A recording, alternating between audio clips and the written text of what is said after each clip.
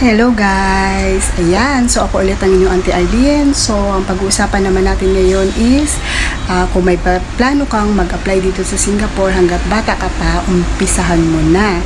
Wow! Ang galing sumayaw at ang ganda. Ganyan ang mga dugong Pilipino. Yun guys, yun ang pag-uusapan natin. Bakit ko nasabing hanggat bata umpisahan mo na? Ayan, so sa hindi po nakakaalam, ang batas po dito ng Singapore about sa domestic helper, nag-accept naman po sila dati sa site nila 23 up to 50 years old. Pero ngayon po, ang alam ko kasi is nagbago na yun, naging 24 years old and above. Pero kasi yun is hindi, chinek ko yung website nila, hindi pa siya ganun updated, yung dati pa rin 23 years old. Pero may mga ilang agencies na ina-accept na nila na dapat minimum or pinaka tawag ito,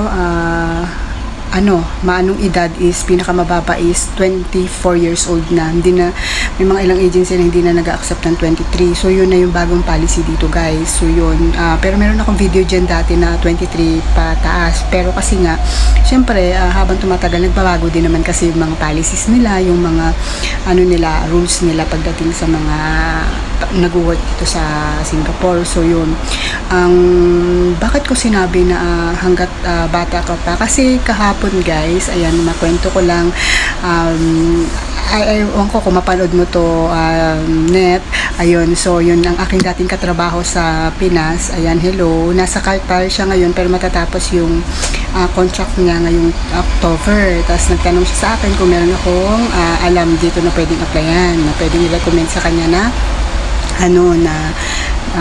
parang agency or something na para makapag-apply siya dito. Kasi advantage talaga kasi guys, kung meron kayong access o merong nandito na sa Singapore na nagtatrabaho, natutulong sa inyo para makapag-apply kayo dito. Kasi iba po talaga pagka direct hired kayo, kasi mas mabilis ang proseso. Kasi nga hindi na kayo mangungulit sa agency sa Pinas para hanapan pa kayo or pupunta-punta pa kayo ng agency. Kahit nasa ang lugar kayo, basta may WhatsApp kayo, basta may contact na kayo sa agency dito sa Singapore, mabilis na lang yan kasi via WhatsApp lang yung conversation ninyo at saka pagpasa ng mga requirements, pag-interview sa inyo, lahat online naman na po. So yung kailangan nyo lang talaga is magkaroon kayo ng tao or agency dito na mag-assist sa inyo para magkaroon kayo ng employer. So yun, bakit ko naman sinabi na tawag doon na hanggat bata ka pa? Kasi guys, na nung Sunday nga kasi talaga, nag-inquire nga kasi ako dun sa, as in personally ako nag-inquire, actually, mga siningit-singit ko lang din yan sa lakad ko. So yun, nag-inquire ako ng, tawag doon, kung gaano ka tanda, pagit naman ko sabihin kung gaano katanda, kung gaano ka maximum na age nila na tinatanggap pagka nag-apply ka dito sa Singapore, first timer man or hindi, na hindi pa nakarating dito sa Singapore ha.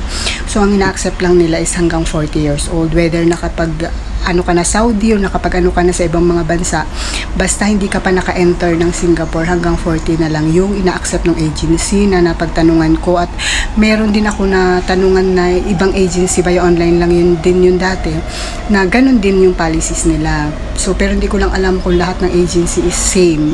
So yun, so para medyo hindi hassle para sa atin yun, so mas maganda siguro na hanggat bata tayo is mag-apply. Bakit kasi ganun na pagka may edad ka na, although galing ka naman sa ibang bansa, ganun. Kasi po ang inaano nila dito is marami po talaga kasi mga nag-apply din dito sa Singapore. Syempre kung ikaw ang agency guys, hindi yan pabor sa kanila yan na may mag-a-apply sa kanila. Ang problema po is yung mga employer. Kasi kung ang employer kasi dito, hindi lang yan nagsistick sa isa o may applicants na mag-a-apply sa kanila, hindi lang yan, yun lang ang interviewin nila. Magpipili din yan. Siyempre, makakasama kanila ng 2 years. Siyempre, magkahanap sila ng yung talagang fit sa kanila.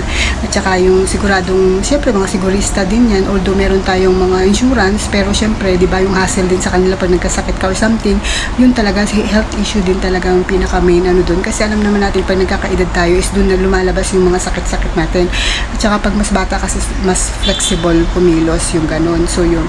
Kaya, kahit gusto man mga ng agency at kahit nasa batas naman talaga din ng Singapore na hanggang 50 years old yung ina-accept dito, may mga ilang agency na mapili na rin kasi nga hindi naman kasi syempre negosyo naman yung sa kanila, tatanggapin kanila tapos ipipending ka lang din nila kasi meron din mga nag-a-apply sa kanila mas bata syempre, tapos experience na rin nila yan syempre siguro dahil sa maraming aplikante nila mas nakukuha siguro mas bata yung ganun, so kaysa mapending ka so ano na lang nila yung parang hindi na lang nila pinupush yung mga may edad na talaga kasi nga yung nasa employer din naman kasi na kung ikaw ba employer, ikaw lumagal sa employer, diba, na ang employer is mayroon kang kasabayan na 28 years old tapos ikaw 42 years old na, so sino mas pipiliin yung diba, so mas pipiliin nila yung mas bata.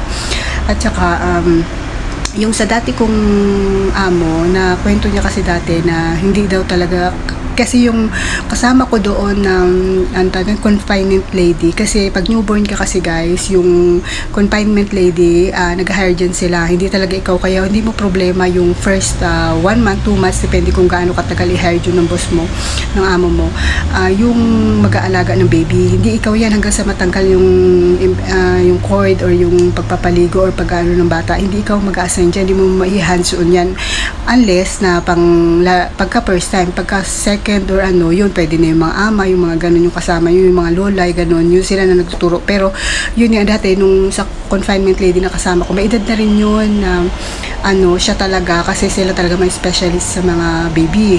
Ngayon sabi nung amo kong lalaki na nakwento lang din niya sa akin na kaya minsan kahit gusto niyang pagsabihan o pagalitan yung or i-correct, di niya magawa kasi nga mas may edad sa kanya, parang respeto daw, so parang isa yun sa parang kaya ayaw niya na may mas edad sa kanya na mag-hired kasi tawag doon ang tawag doon na yun nga, hindi niya ma-correct, hindi niya yung gusto niya sabihin yun, kaya tingin ko isang reason din yun na pag mas bata sa kanila mas hindi sa napapagalitan, mas makukorek nila kasi nga syempre mas may edad sila ganon, so yun yung may mga among ganon, so yun kaya kaya ako siya naikwento sa inyo guys, kung kayo may plano kayong mag-Singapore, pero hindi ko alam sa ibang country, kung dito lang naman din sa Singapore yung plano talaga ninyo, kung kayo is nasa edad na ng 30 plus, is mag-apply na kayo, umpisahan nyo na, kasi pag nag-40 na kayo, may hirapan na talaga kayo makahanap ng agency na makapag-ano dito, unless kung meron talaga din kayo na referral ng friends nyo, may employer na talaga kayo, na yung isa employer is lalapit na lang kay agency, tapos magpa-process yung papers mo, ganun. So yun pwede yung ganun.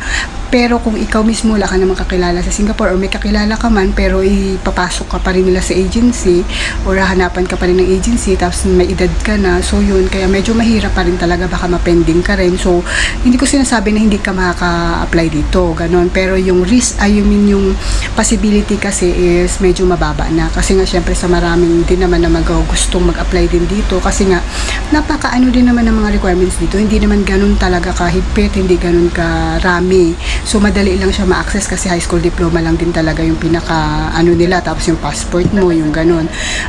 Yung sa passport mo naman merong ilan na medyo maselan din dyan, kailangan mga 3 years yung validity up, may ilan din naman 2 years walang pakailam, depende sa agency, kaya malalaman nyo rin yan pagka nag-apply kayo. So yun, kaya tapos ang tanong pa pala ng isang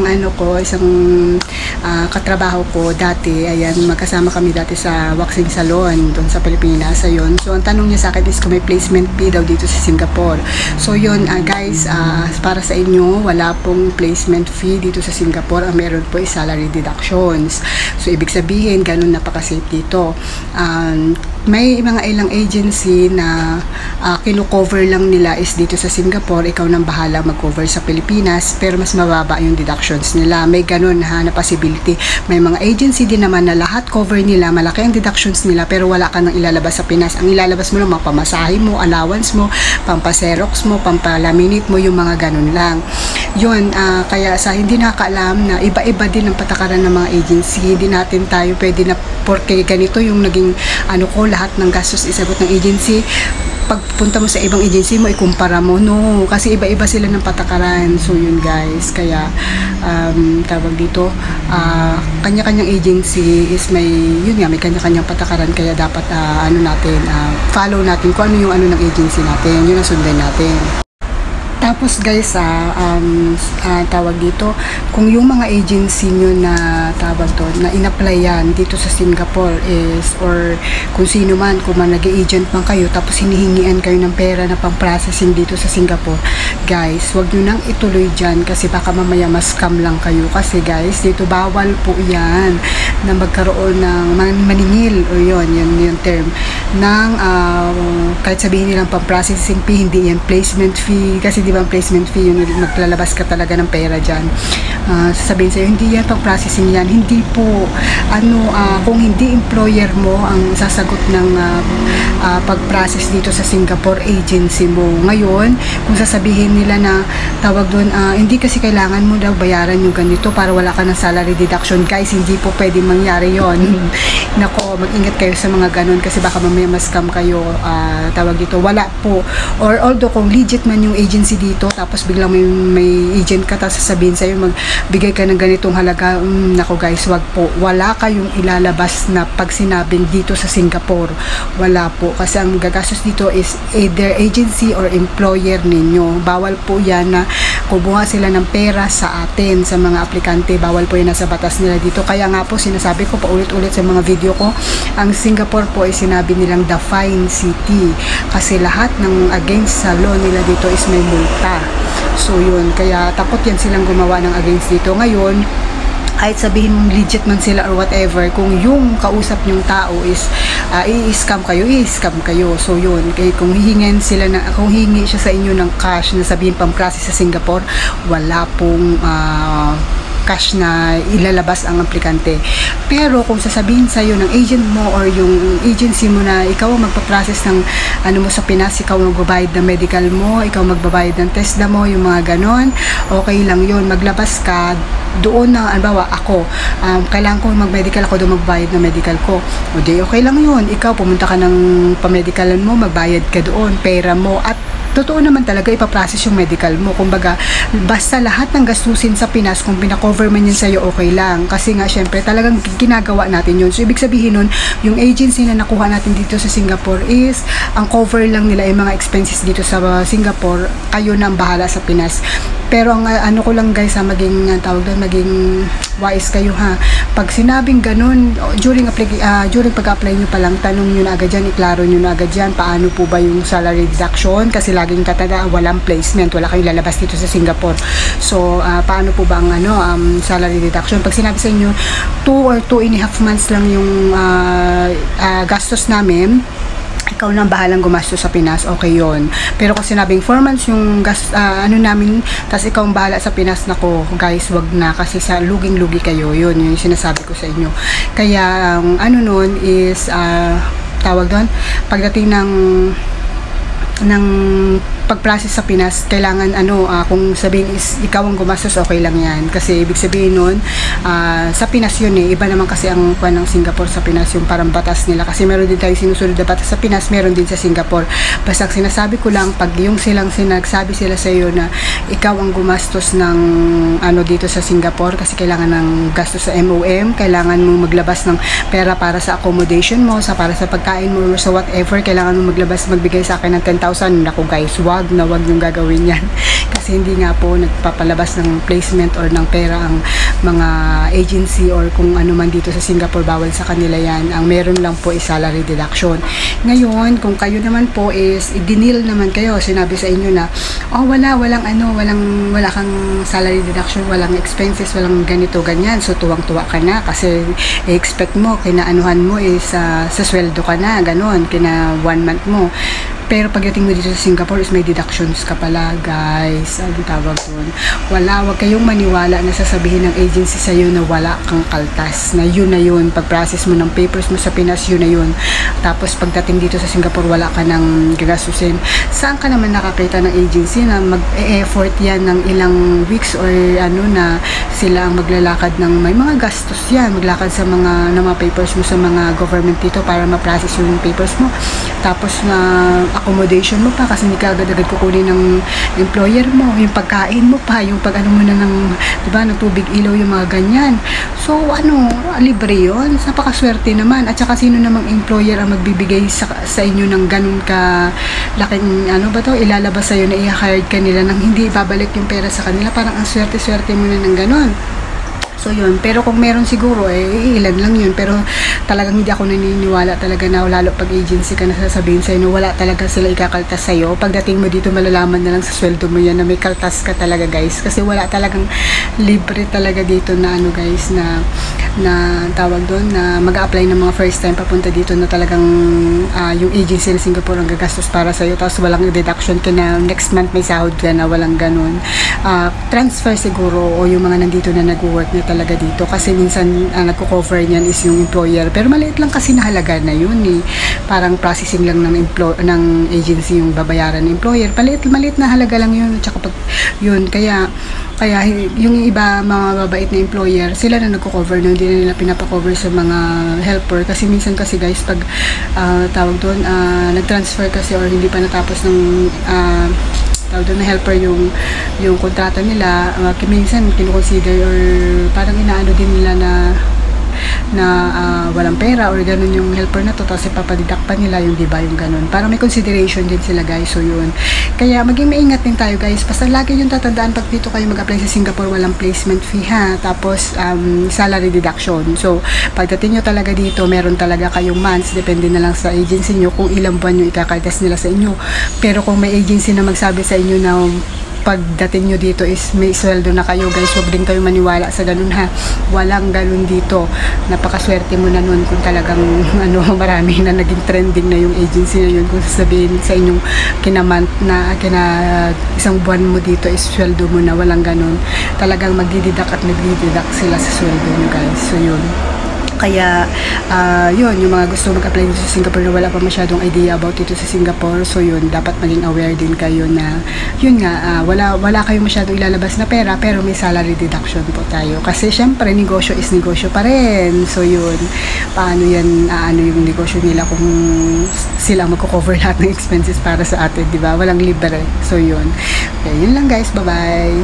Especially pala dito sa Singapore, ang taas ng cost of living dito. So yun, kaya yun lang, bye bye.